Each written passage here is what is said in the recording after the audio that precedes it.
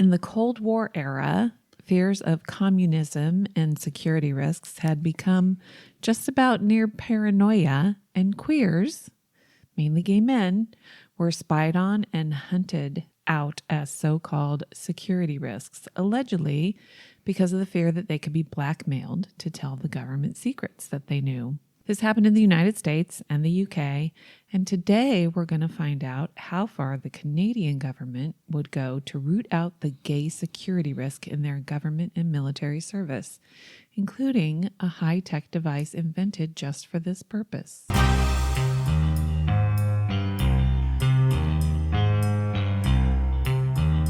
Welcome, everyone, to the Weird World Podcast. We already have one offensive epithet thrown out by Carrie in the tease already. The Q word. Queer I don't think we're allowed to say that. absolutely not offensive. Well, I'm gonna be careful. I am a straight white male. This is a minefield for me.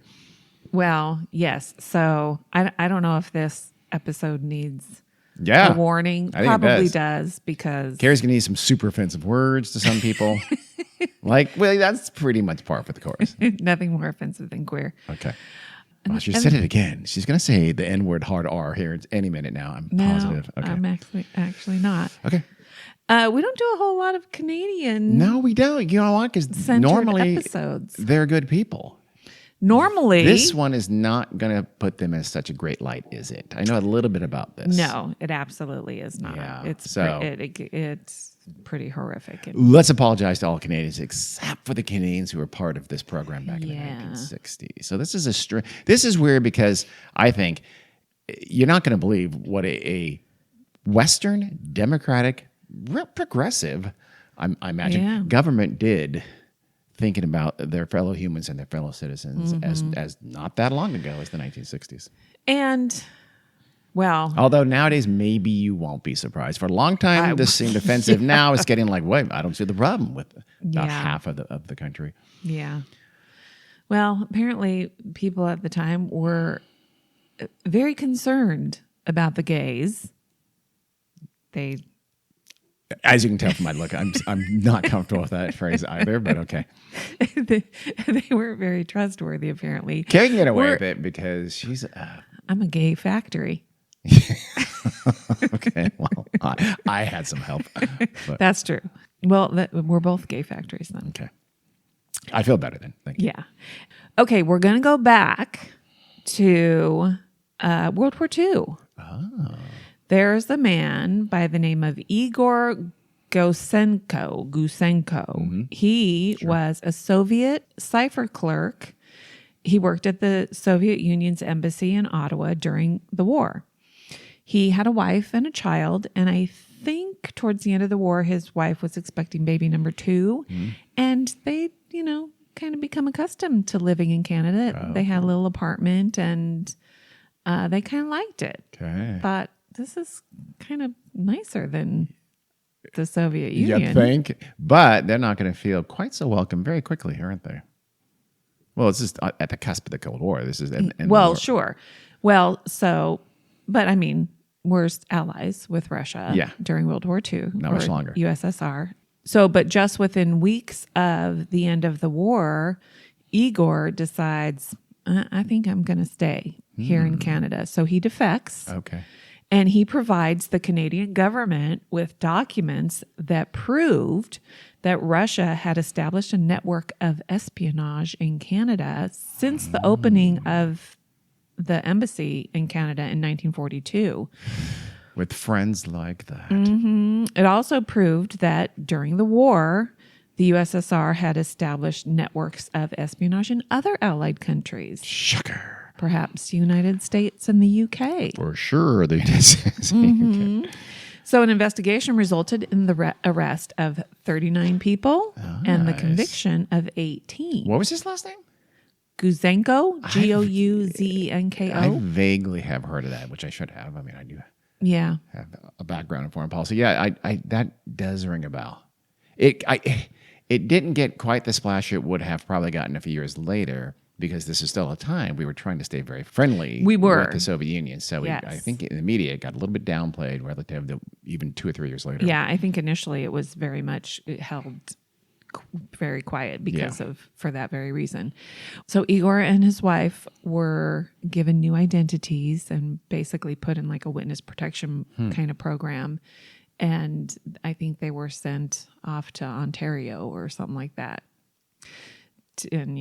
To be protected. So I don't think anybody knows what happened, who they are now. I mean, They're if long they're even dead. still alive, but For sure dead. But they had children and stuff. Yeah. So I wonder if the children, how old were the children? They were very, very Babies, young, weren't they? yeah. So they may have had no idea. idea that their Yeah. dad was this defector who had led. Okay. well, I mean, That would be great to find out when you're an adult or like a teen or something Yeah. like that. Because you'd have to go on I the know. run, and the bad guys would chase after you. And let's say, I don't know, John Cusack, because it's a B movie, would have to try to help you and bring you in from the cold. Or something. but also it would be interesting because the mom and dad, Igor and his wife, would have accents. Yeah. I mean, the kids wouldn't. No, we are but, Canadian. I mean, maybe they went through some extensive training program to lose their accents. They I just don't had to know, but- learn one phrase. They had to change nuclear vessel to nuclear vessel, and they were fine. Well, anyway, Vessel. government officials find out through all of this that one of the spies was gay. Gay spy. And so, In Canada? yeah. Okay. So they began to link all forms of queerness Wow. with communism, Good Lord, that's a leap. disloyalty, and subversive behavior. Okay, so even if there are 20, how many got arrested? You said 39, but that was globally? Or was that just in Canada? I don't know, to be honest. So even if it's 10. I think it was just in Canada, but Okay, so 39. So one of them, 2.7% yeah. are gay. And that's it. Gay means spy. Sound Well, thinking. they got a little black book of, I don't think it was a gay spy, but of another person who was involved in, diplomatic service. I think worked for an embassy or something, and he, the little black book listed a lot of people, and so they were shocked. That there was, you mean listed a lot of people that were gay within the Canadian government or Canadian? Yeah. Okay. And that, gay people were finding each other and being gay together. Always have. Even So- back in the Agora in Athens, they Yeah. knew. Actually, it was pretty open then. That's not a good example. Let's just say, I don't know, London circa 1666, right before the fire. They knew. Well, They knew. let's say from the very dawn of time, Dawn there's of time. been gay people. Yeah. Me and Ugg are going to go out and hunt. Yeah, for sure. Just us. No one else needs to go. So, the Canadian military had already been excluding homosexual men since the 1920s because they had a policy that had deemed homosexuality as an abnormality. Okay. So that was not the idea that there'd be a potential threat No. to national security, which always is hilarious because the only reason they could be blackmailed is because you repress them. If you Exactly. stopped repressing them, they Yeah. wouldn't have the grounds to be blackmailed, allegedly. So it seems like a chicken and egg. Yes, Where we very know much exactly so. which came first. Yeah. They were already excluded because they were at quote unquote abnormal. Yeah. But after the Gazenko affair, homosexuality became a matter of national security. And before this, surprisingly, there were no security clearance procedures for federal public servants.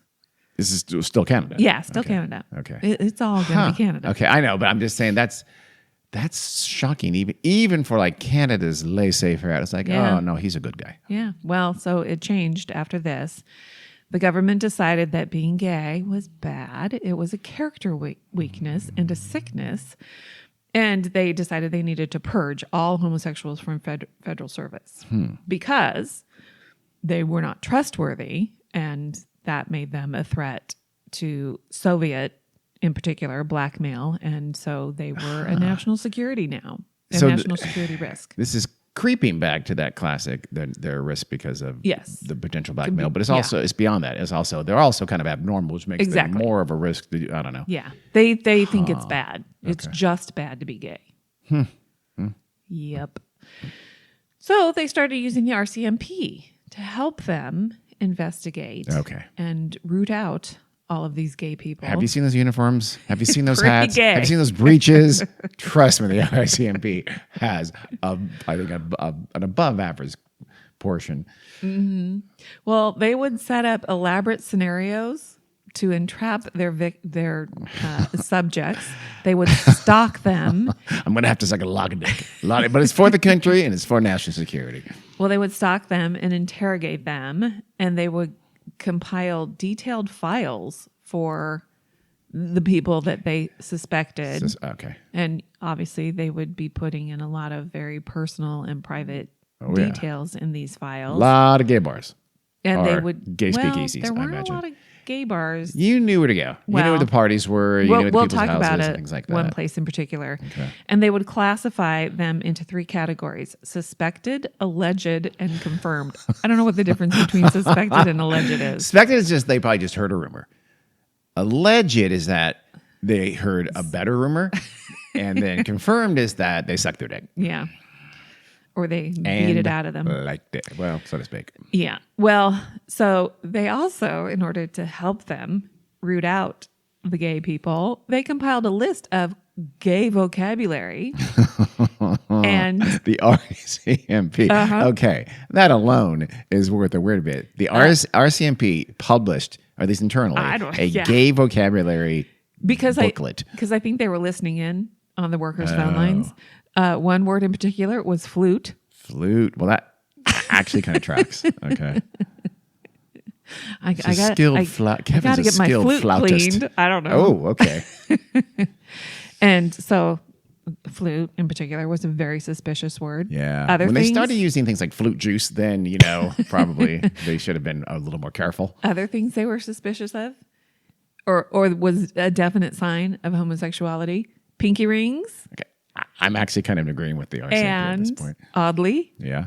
driving a white convertible A white convertible. meant you're a gay man. Huh. A white convertible in hot shorts and a white T-shirt. Yes.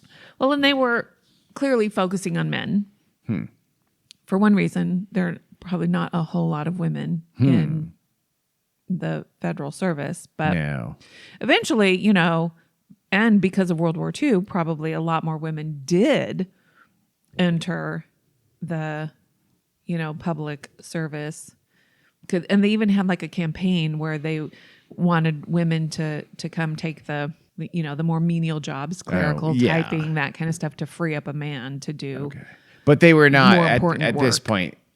Just after World War II, they were not in any. Very few women would have been in any kind of position of power within the national security apparatus Yes. or And- diplomatic corps. And that's the reason why they were focusing on men, because women wouldn't know anything. They wouldn't be subject to blackmail Yeah. or, if you were target in by the your Soviets. white convertible and they saw a flute case on your passenger seat, I think, were arrested immediately.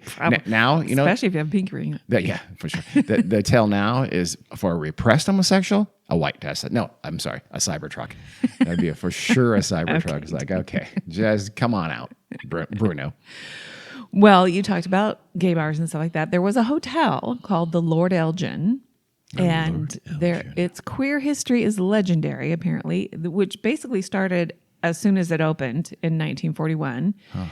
I think it was like in the downtowny area, maybe near kind of where near Parliament is. Oh, so in Ottawa. Yeah. Okay. And it became a natural space for closeted gay and bisexual men, especially the ones that worked in the government, to go meet there. Okay. So in the 50s and 60s, there was a thriving underground gay scene there. They had downstairs, there was like a more informal kind of bar. The upstairs bar was called the Library, and it was for the posh set. There was a strict dress code and that kind of stuff. They also didn't want the riffraff hanging out there. Chaps was part of that dress code. No. Unfortunately, had a sign on it that said, "Government gays go this way to the right," and they should have. It was probably very suit and tie and that kind of stuff. Oh yeah, because it was And ass formal. chaps. But downstairs, Formal chaps, obviously. Yeah, but of course.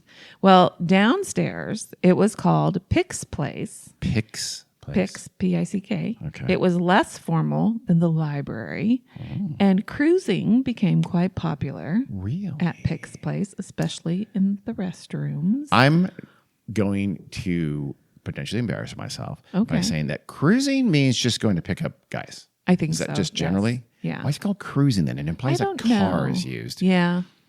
All right. I think cruising just means you're out on the lookout. Okay. And so the patrons of Pick's Place, lobbied the management and eventually got a jukebox installed, which often they would turn the volume way down and the customers would get really annoyed if the music wasn't loud enough. Well, this is the Hotel Elgin. I mean, And some people remember the rules, even in Pick's Place, being really strict. There was literally a law that you couldn't move your drink from table to table. why? Once you ordered a drink, you had to drink it at your table. You What? couldn't get up and take it to another table. Because that was why? Because that was like you're socializing, Yeah. you're mingling, Flirting, and Oh. they were trying to discourage really? that. Yeah. Discourage flirting at a bar. Yep. Okay. As long as Yeah. remember in Kauai, there was that place that we couldn't. That little bar, it had a bar. It served drinks, but Yeah. you could not dance. Yeah. If you moved your hips and or feet or tapped the table, seriously, they yelled at you. No, stop, knock it off! You can't dance because there's some kind of law against dancing.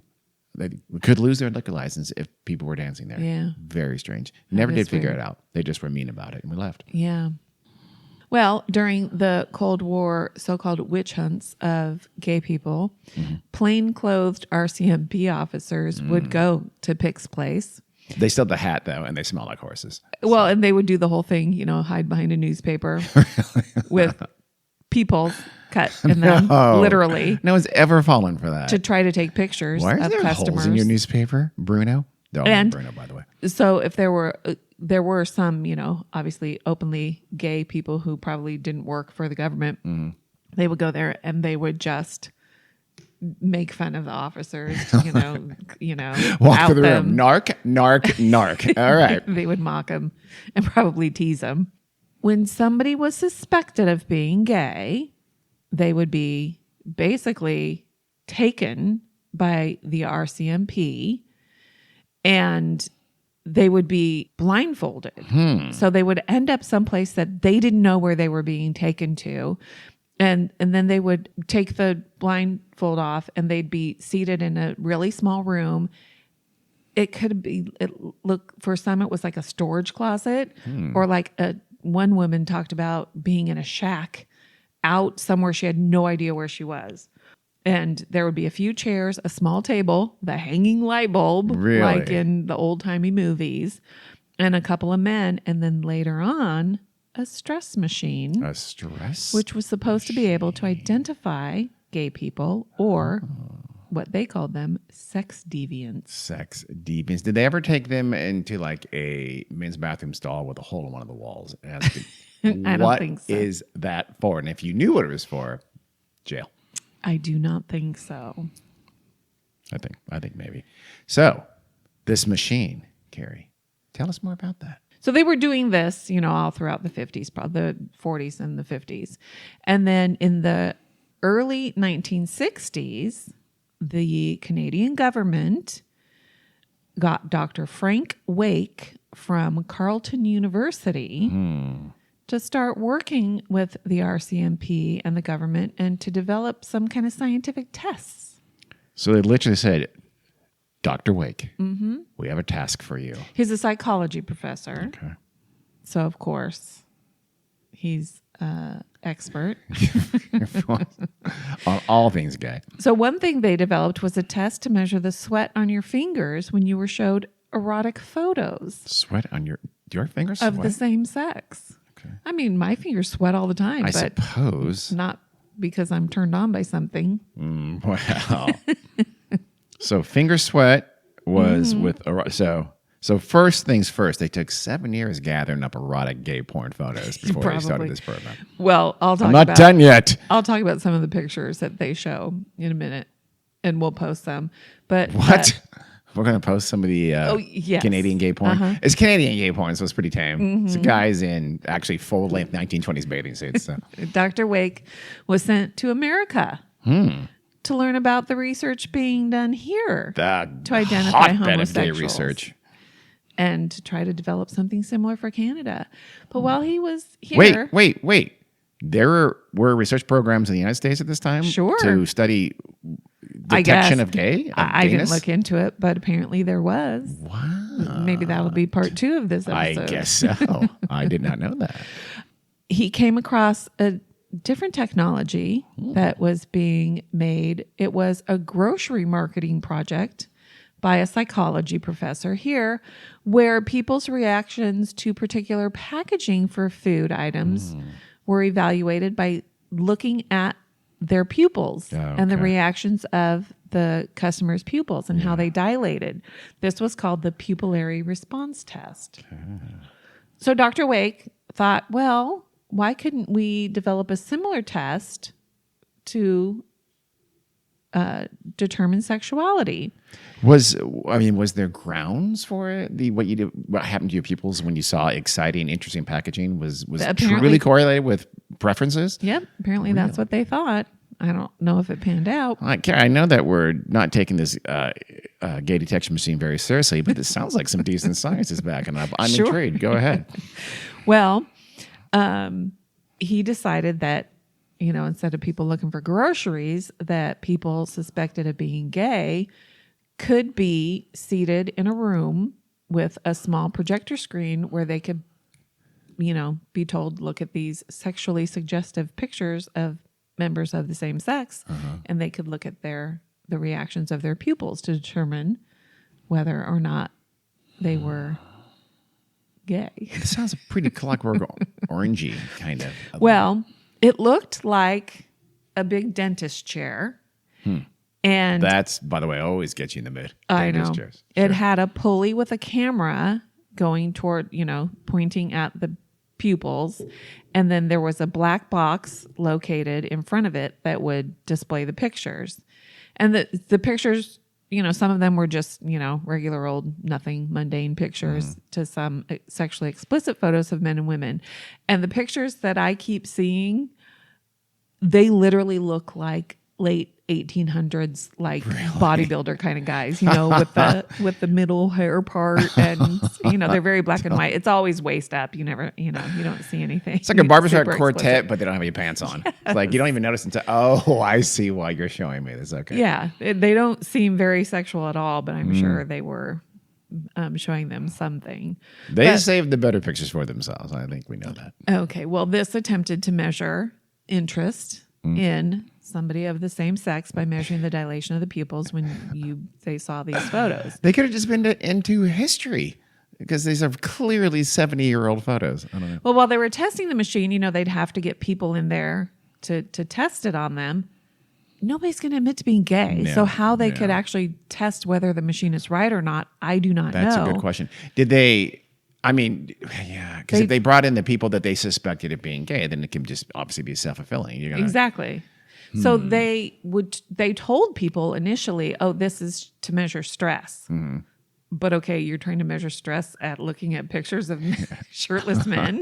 I'm being stressed because you're super creepy and I want to leave. So they were bringing in workers, government workers. So they quickly figured out what this machine is trying to do. Yeah. So then nobody would volunteer to test it anymore. Because it could be just sort of a self-fulfilling prophecy in that they're bringing in the people they suspect of being, or whoever has their pupils dilate, boom, they're gay for whatever reason. Right. That's true. So. Well, and funny you say that, pupils dilate for many reasons unrelated to arousal, lighting, changes in what's being displayed, and stress, fatigue, and probably many other reasons. Is this going to lead to a boner test at any point with diodes put in a very different place, or no? Well, so as you might imagine, this machine was never deemed to be highly reliable, and it posed a lot of problems for Dr. Wake and the people who were in charge of administering this machine. Here, sit here naked, and we're going to put some paper on your lap. Just now.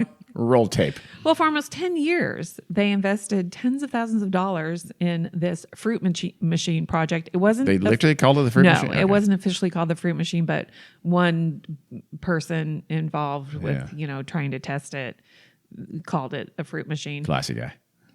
And, even those people acknowledged that they were afraid to test the machine because then they would be labeled a fruit. Yes.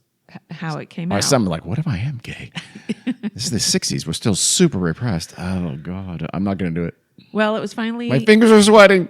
The whole project was finally... The project of the machine only was abandoned by the end of the 1960s. So the government pulled the funding on the fruit machine, but that didn't stop the RCMP from continuing on their witch hunt. And they found more invasive tests for Oh my God. suspected. Are they going to do the boner test? What? I was just making that up. They continued with their, quote, stress tests, which began to include plethysmograph. Okay. That sounds freaky. It is a device that they attach to genitals to gauge arousal. To engage, not to measure, but to engage. No, to gauge. Oh, to gauge. Okay. Yeah, to measure. I don't know how reliable such a device is. I agree that it is highly invasive Yes. and highly inappropriate. How did they get people to again, these are volunteers, right? They wouldn't order. They couldn't order someone, could they? Well, no, these were people that they suspected. Oh, okay. So, yeah. Really? Because that's Yeah. not an invasion of your rights, even in Canada. I mean, seriously? I don't know. I would think. I mean, you couldn't do that here. You can't make someone take a lie detector test, which is complete bullshit anyway. But No, but in the 60s? I don't know. Canada has to. I I don't know either. But you think of Canada as a pretty forward. Like I said, they're legal. They're under British law, and I wouldn't think that you'd be able to force someone to do something that invasive. Yeah, I don't know. Maybe it's a government thing, like, oh, well, no, if you want to keep on working in the government, you've got to do this. Yeah. They have made people go above what a citizen to work for, especially if you're working in a sensitive area. They have, Sure. And also, people have rights, but Yeah. people are afraid to invoke their rights, especially when it comes to your livelihood and all that kind of stuff. Especially that Mountie in his red shirt and his tight blue breeches and that crazy hat is standing in front of you saying, here, put this on your dick. No, wait, I will. You don't know how to hook it up right. Let me do it. Well, Trudeau eventually decriminalized gay sex, kind of. And In the 70s, I imagine? I think so. Or even I don't know later, why I didn't put down here in my notes when it was. But Pierre Trudeau, not his dad. The dad of the current the prime dad, minister. yes. But even though he decriminalized it, the RCMP still kept secret tabs on Canadians in the civil service into the 90s. Wow. I'm going to talk about Ottawa's most famous gay celebrity at the time. What? This is something they did in 1969. His name is Paul Fournier. He was a drag performer, and What was his drag name? Peaches Latour. Peaches Latour. That's a good one. And he was out performing all over the place. He was making good money. He could get up to $3,000 for a show. So they In bring 1960s? yeah. Good Lord. Well, yeah, probably. Yeah. So because in 1969 is when the RCMP pulls him in. They want him to identify the gays for them. Really? Because, they all know each other. Do they really think Peaches is going to do that? Peaches is not a squealer. No, Peaches is not a squealer.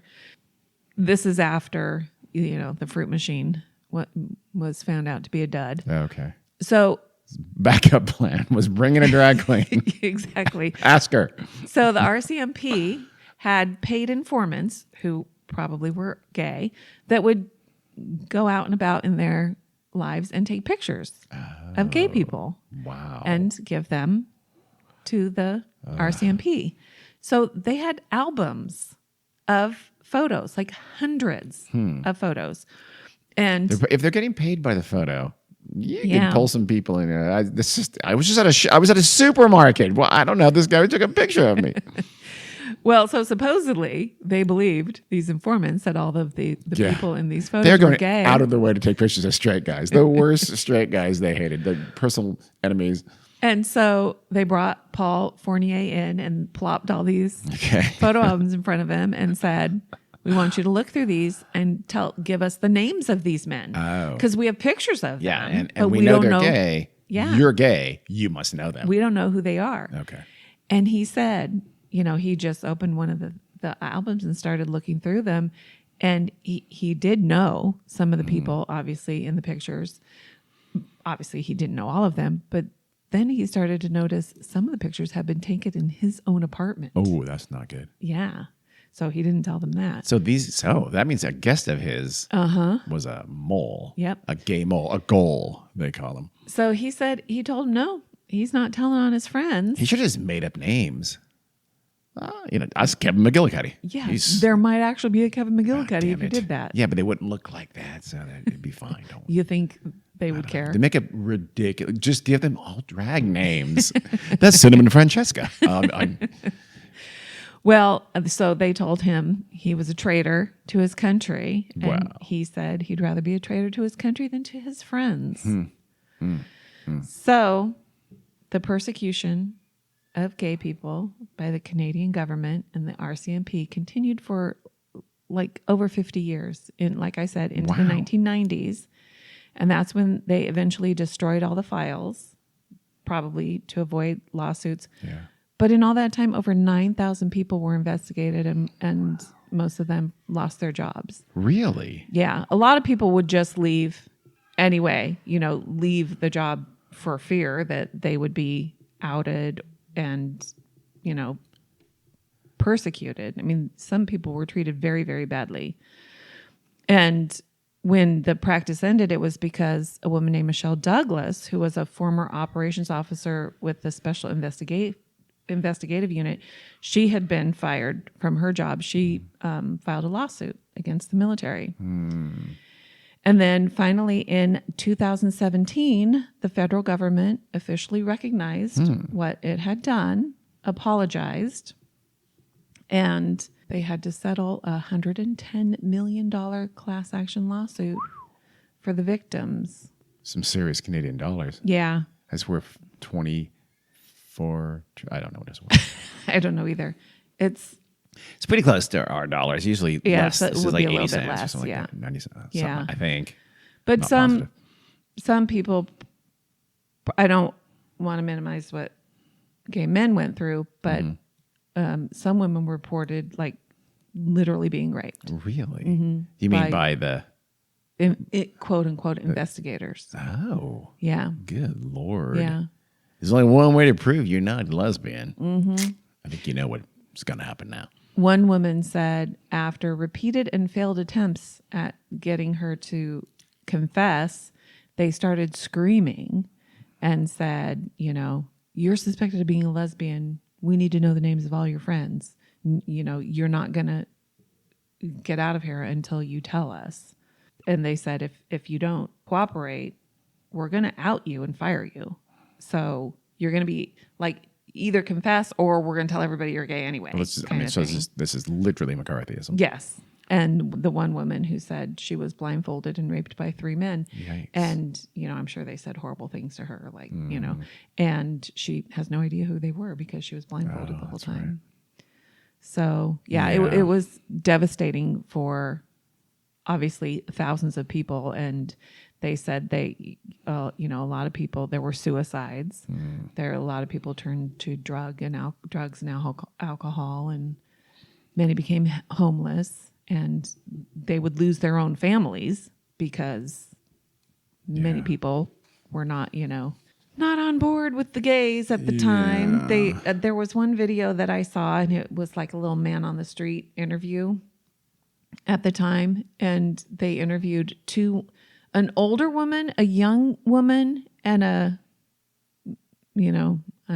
middle-aged man.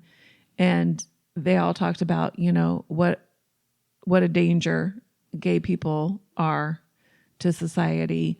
And the young woman said, when the interviewer said, well, what do you think we should do with them? And she said, well, maybe put them in homes like we do for the mentally insane. Oh, my God. So this was not a Trump rally current year. This was back in the 1960s? Yeah. Or maybe even the 50s. This would still be at a Trump rally in 2024 almost. Yeah. I mean, not even joking. That's horrible. Yeah. Okay, so we talked about how the U.S. government was trying to deal with the security risk of gay people in the government. I have heard of the lavender scare, Yeah. called that, I guess, because gay people like pretty pastel colors. Well-known fact. There's no question whatsoever. And I guess Cannot that, believe they didn't call it the pink scare. Yeah. That's shocking. But well, named Lavender's after, like the code name. The really super unclever code name. Code name Lavender. because the Red Scare was Yes. communism. And so that apparently lasted through the 40s and to the 60s. Yeah. And in 1950, the U.S. Senate established the Huey Committee. Hoey. To invest. When was that? Huh? When was that? What year? 1950. 1950. Okay. To investigate the number of Huey Committee. homosexuals in the government and their suitability for employment. Their report was entitled "Employment of Homosexuals and Other Sex Perverts in Government." 100% positive Huey was gay. For Well, sure. and obviously, I even know what his first name was. they concluded that, Promise he of was- course, gay people are a security risk and shouldn't duh. be in the government. I guess in 1953, Eisenhower signed an executive order that actually labeled gay people a security threat and prohibited them from working for the federal government. I guess 5,000 to 10,000 gay federal employees were fired or resigned Jeez. as a result of the lavender scare. Given the size, it's interesting. Given the size of government, though, that would mean proportionally far more Canadians. You said 9,000 Canadians. Yeah. I'm assuming the Canadian government is much smaller than the U.S. government. So Yeah. Canada was worse than the U.S. about something like that. That's terrible. In 1973, the Supreme Court ruled that homosexuality could not be used as a reason to fire a federal employee. 73. Yeah, that's kind of amazing. Well, that was by time the Warren Court progressive had court, become yeah. fairly liberal. Well, and then we all know about the don't ask, don't tell policy in the 90s. Do you know, now I mentioned earlier McCarthy and how that's McCarthyism. It turns out there was a direct link with this anti-homosexual behavior and actual Senator Joseph McCarthy. In 1947, the U.S. Park Police initiated something called, the Sex Perversion Elimination Program. And that was targeting gay men for, Yeah. to be arrested, to be intimidated. And it turns out, so Joe McCarthy in February 1950 did his infamous speech, "I have a list here of 205 names who are known traitors." Of course, it was his grocery list or whatever. Yeah. And several of those supposing, like case 14, case 62, were supposedly homosexuals, and that's why they were untrustworthy, and they were also communists. And he linked communism with homosexuality, as the Canadians did. And so he used that in addition to his kind of red baiting tactics as well. He used whatever tools, and he knew that homosexuality would be a powerful tool at that time. So it does have a direct link to McCarthyism. Yeah. Well, that's horrifying. It is horrifying. And like in Canada, they also used it, they considered it like a moral or like a character weakness. And they also used it against like government activists. Oh. And but they also considered like somebody who had an illegitimate child, or if you're an alcoholic. I want to know who this guy Huey was. I got to find out. Huey, yeah, who was he? And of course, as we know, McCarthy, who was McCarthy's right-hand man? Is Roy Cohn. Oh, yeah. Famously homosexual Right. lawyer in New York, who later became the mentor of, true fact, Donald Trump. Yeah. In the 1970s and 80s. That's very same Roy Cohn, the monstrous race, red-baiting, traitorous piece of shit who empowered Joseph McCarthy. But I'm trying to find Huey.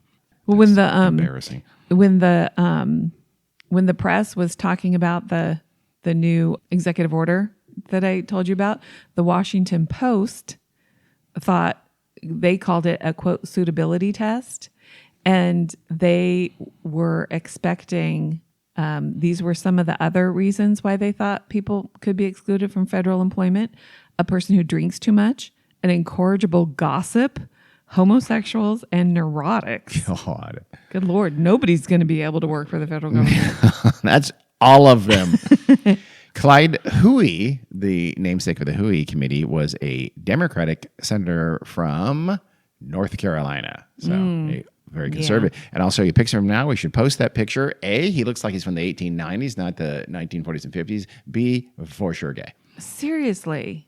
Honestly. Well, I mean, I'm not seriously on his sexuality, It but looks that ancient. looks like a picture from 1900. I mean, he was older by 1950s, but because he was born in 1877, so he's an old dude. So that picture is probably from the 20s or 30s. It still looks like it's from the 1880s.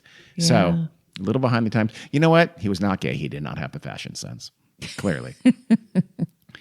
So that was Clyde Huey. So this was all mainstreamed. This was elite driven. This was very few, if anybody, was resisting this at the time. It doesn't seem like it. It does make you a little nervous about, history, everything's history is just sort of this long, ever, evolving in an upward way. We're always getting better. That's just not true. This thing called the Dark Ages came after a time in history that was infinitely better and more enriched and more intelligent and more rational than those Dark Ages. So things can get worse. Things can slide, and there can be Huey committees of one sort or another in your future if you don't be careful and don't fight them. Well, and Sorry to get political. We all have heard. And that wasn't politics, by the way.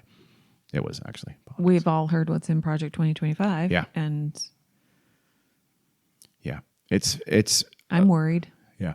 Well, hopefully we won't have anybody testing our pupils for our gayness, though. Well, actually, that could be fun. Yeah, it'd be real fun. Yeah, let's test everybody in the White House. Yeah. Let's see test how they do. The new Trump cabinet. I think we'd have some surprises. I think we need to come up with a test for Fascism? pedophilia and Oh my God, yeah, and for sure, for sure. Let's put Matt Gaetz exactly and see what it makes his pupils and his fingers sweat. So, okay, well, thank you, Carrie. I appreciate that little trip down a horrible history lane from the not that far ago in a country again that makes you guys great are syrup, supposed to be so nice, has toques. I mean, yeah. And I grew up with those. Remember that cartoon about the Canadian Mountie? So disappointing. Dudley Do-Right. Dudley Do-Right. That's it. So disappointing. He saved women from being run over by trains. I know. All the time. I feel like he would not have participated. Actually, I think he probably would have. Yeah, I do too. Yeah. Okay. Well, thanks, Gary. Okay.